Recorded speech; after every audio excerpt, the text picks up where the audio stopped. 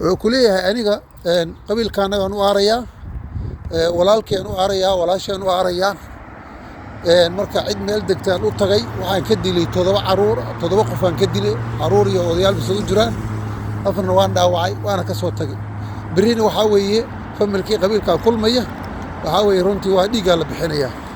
walaalaha sharafta ku soo wada barnaamijka nolosha dhabta ah geeso baal khayr education runtii waxaan aad ugu xumahay laba qabiil inay isku duuleen oo cid iska meel iska fadhido oo baadiye ah oo waxba ka warqabin in loo yimid laga dilay 7 qof afarna laga dhaawacay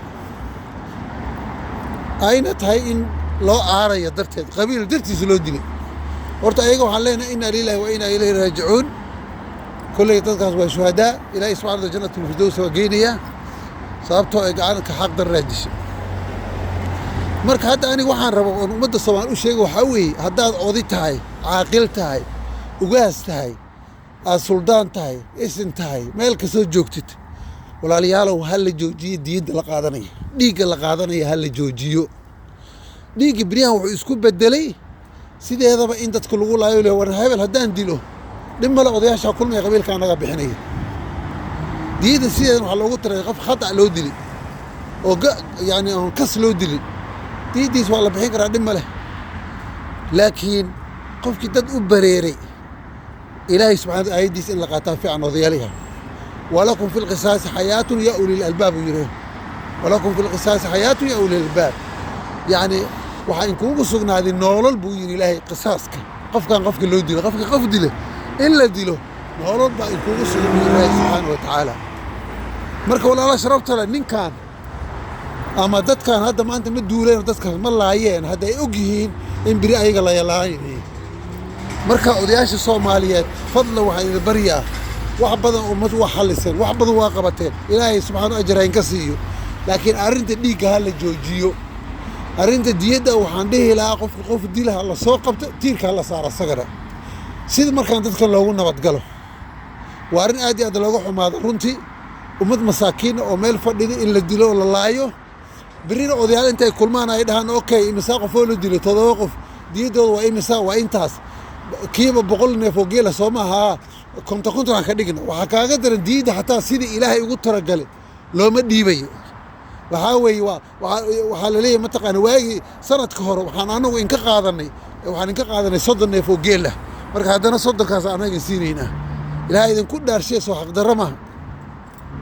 مرك أوديال الصومال هذا أودي الصومال كميتهاي oo arintaad aad ku jirtid xaq darro waaya haday laga yeeli way ka dheeraw waxba xaajadooda gelin runtii wax laga xumaado waa inta qofan maqlayno oo maan alla geli dad baa la soo leeyahay oo hadana leey ma taqaana waxa waay qabiilka waa kulmaya xoolaha la aruurinaya leeyahay waa arin aad looga xumaado waa marka arintayda hadda maanta way ku saabsan tahay fadlan nolosha dhabta ku noolow nolosha dhabta waxa weeye hadaad qabdisho waa lagu dilaa هذا قف قردرة كدش أدين ولا قديلا أجو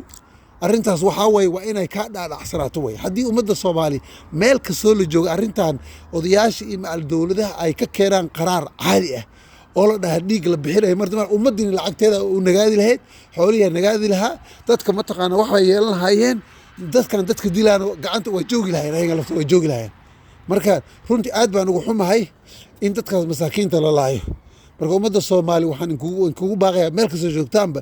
walakum ayad ilaahi subhanahu walakum fil qisaasi hayatun ya ulil albab aqliga dadka u saaxiibka how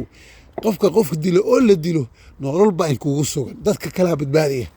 ilaahi subhanahu wa ta'ala ummaddeena hal kana badbaadiya walaalaha sharafta leh waa barnaamijkeena caadiga ka tira caafimaadkaada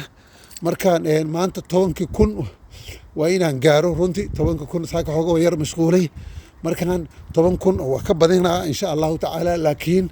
waa inaan 10,000 gaaro way 10,000 oo tilaabo way marka mar hadaad inaad xanuunsanto dhiikar iyo sokor iyo kaliya xanuun iyo cholesterol ay balaa qabtid waxa uu daawaa jimicsiga socodka uu daawaa soco biina cab cusbi isriidi sokor halka iska dhig iyo baasto waliba markaan ilaahay subhanahu wa ta'ala xifdiyo umada Allah kala badbaadiyo runtii dadkay noloshooda mustaqbalka carruurtooda ka fikir Allah naga dhigo السلام عليكم ورحمة الله وبركاته.